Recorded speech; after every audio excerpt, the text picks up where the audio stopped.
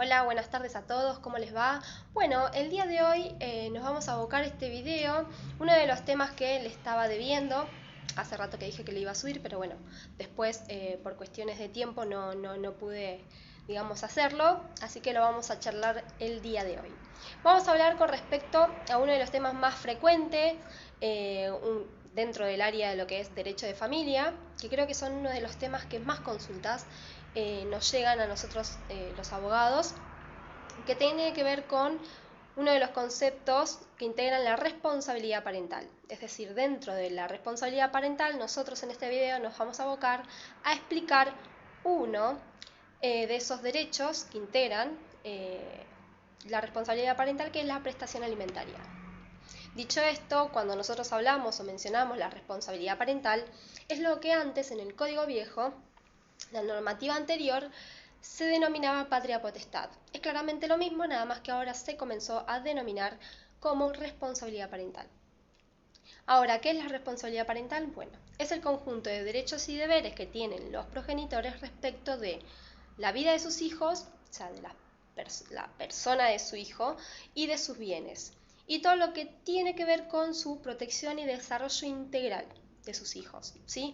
Uno de esos derechos y deberes que tienen los progenitores respecto de sus hijos es la prestación alimentaria. Esta prestación alimentaria, ¿qué es lo que integra?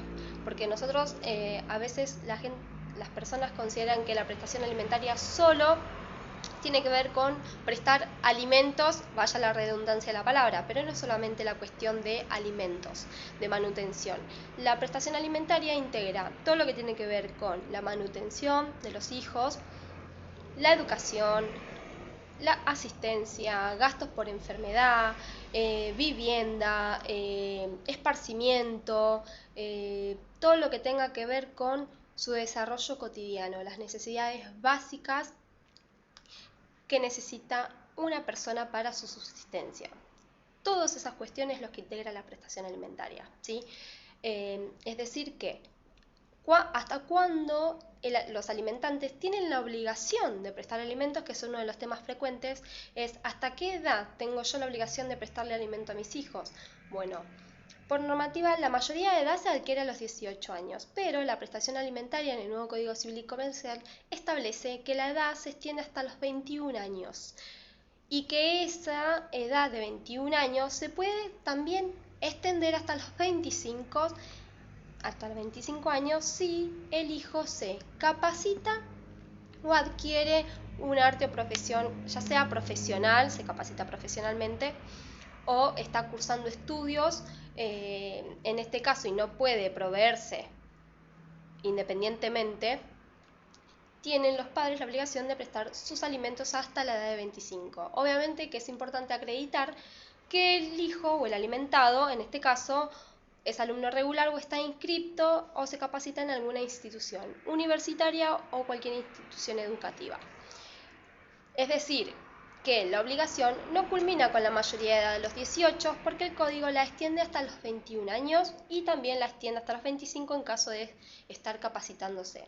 Ahora bien, esa obligación de alimentos que se extiende hasta los 21 años, el código establece una excepción a ese requisito en el cual se puede dejar de prestar alimentos una vez cumplida la mayoría de edad, siempre que se acredite, y la prueba la tiene que acreditar el alimentante, que el hijo no puede proveerse de recursos suficientes por sí mismo.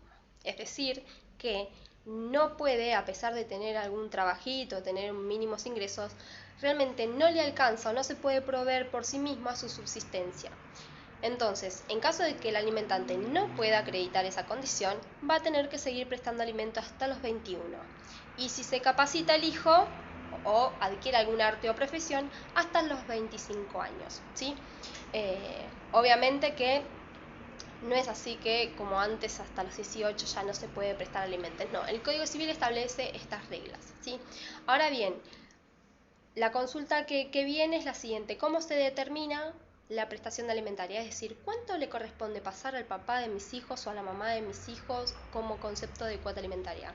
Bueno, no hay una fijación establecida, no hay un porcentaje único, sino que va a depender de distintos parámetros, que eso también tiene que ver con la, digamos, va a tener que ver con la cuestión propia de cada familia, ¿sí? Tiene que ver en cuenta, no solo se va a tomar como parámetro cuáles son los ingresos del alimentante, sino que también cuáles son los gastos que tiene el progenitor, que tiene el cuidado de los hijos diariamente, cuál es el gasto mensual que tiene con respecto a sus hijos. También se puede incorporar otros parámetros que tienen que ver cuántos hijos son, qué edad tiene cada uno, cuáles son, si alguno requiere de gastos extraordinarios, como por ejemplo tienen alguna discapacidad y necesitan de prestaciones específicas o tratamientos específicos, la edad madurativa de cada uno de los chicos, es decir, todo lo que tenga que ver individualmente con cada uno de los hijos, sus necesidades, digamos, diarias, ¿sí? Independientemente, van a ser también parámetros que se va a tener en cuenta para que el juez determine cuál va a ser el porcentaje que se pueda pedir.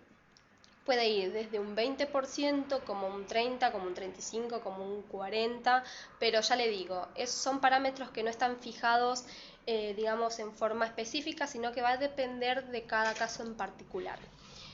Ahora bien, ¿qué pasa? A veces nos consultan y nos dicen, el papá me dice que no tiene ingresos, o el otro progenitor que no vive con nuestros hijos no tiene trabajo, por eso dice que no va a pagar la cuota, porque no hace changuita, no tiene ingresos en blanco, bueno, un montón de excusas. Para la ley no hay ninguna causa justificable con respecto a no tener trabajo para eximirse de prestar alimentos. La obligación alimentaria sigue subsistiendo aún así, tenga trabajo no registrado, en blanco, en negro, tenga pocos ingresos, de a poco, trabaje acá, bueno, no importa cuál es la causal. De hecho, la justicia se ha expedido en varios fallos en el cual manda al alimentante a colaborar y a prestar toda su colaboración para conseguir empleo si no lo tiene y para cubrir la prestación alimentaria para sus hijos. No es excusa.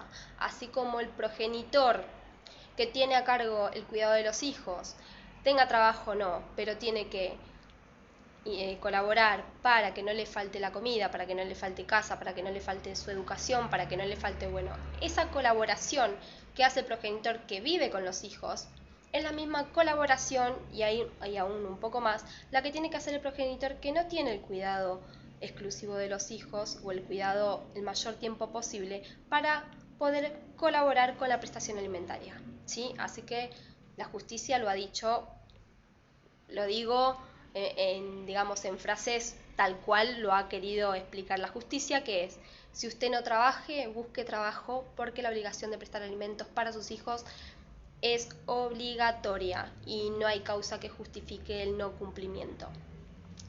Ahora bien, el no cumplir con la obligación alimentaria no solo es un derecho que tienen los hijos, porque estamos hablando que el titular de la acción y el derecho que tiene es de nuestros hijos, de los alimentados, es que su derecho también va por un incumplimiento penal, es decir, no solo no cumplir la cuota alimentaria está en contra de los derechos civiles y comerciales que establece nuestro código para los hijos, sino que no cumplir con la asistencia familiar es un delito penal y eso está penado por la vía correspondiente, que es la vía penal, ¿sí? Es decir, un tipo penal que establece el incumplimiento a los deberes de asistencia familiar, ¿sí?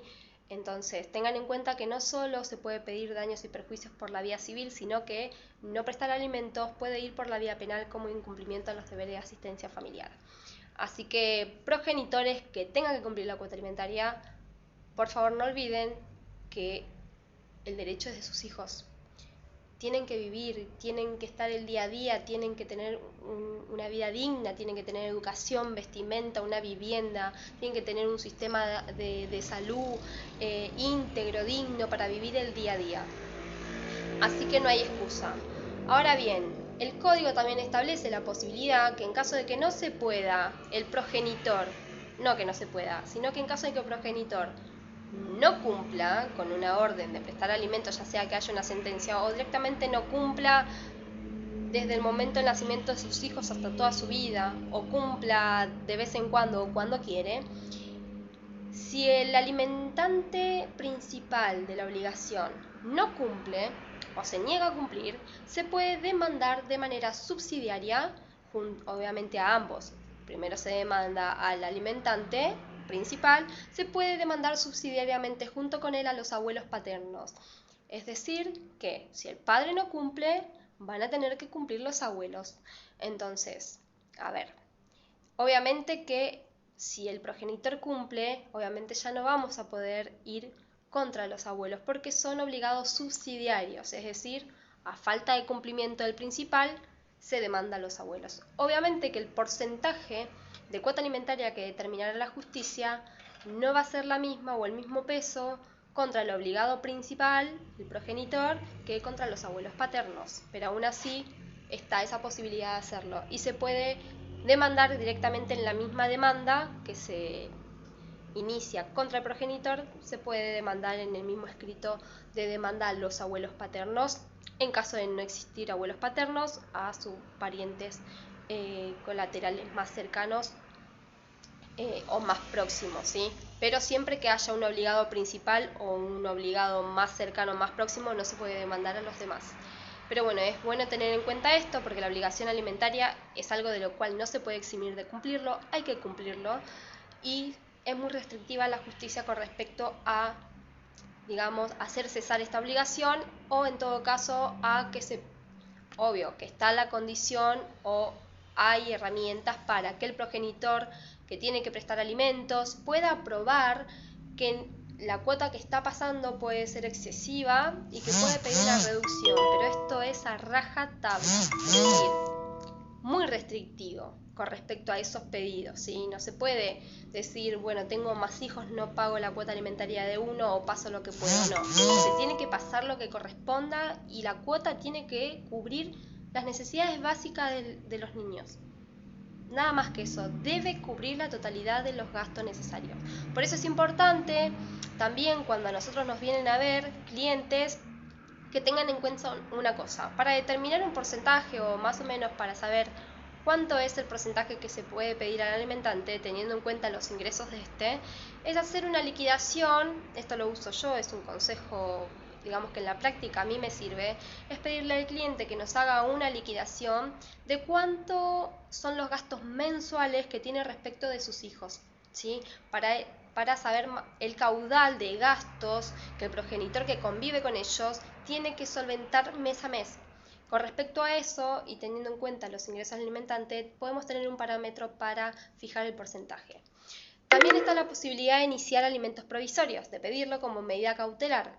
Es decir, los alimentos provisorios se solicitan en el escrito de demanda como medida cautelar, en el cual el juez va a dar a lugar, obviamente todo esto tiene que ver con acreditar vínculos y demás, pero va a fijar un porcentaje mucho menor que el que debería fijar con una sentencia judicial, pero va a ser, como lo dice la palabra, alimento provisorio hasta que haya una sentencia, es decir, porque no sabemos cuánto tiempo puede durar ese juicio entre el inicio a tener una sentencia. Entonces la idea es asegurar y hacer efectivo el cumplimiento de la obligación alimentaria por el progenitor mientras dure el proceso hasta llegar a la sentencia, ¿sí?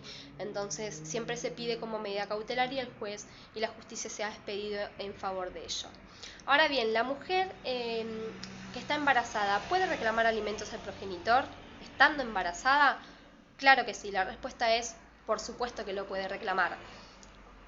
Lo que sí va a depender, si el bebé por nacer ya tiene acreditado el vínculo y el progenitor lo reconoció, obviamente tiene la obligación de prestar alimentos.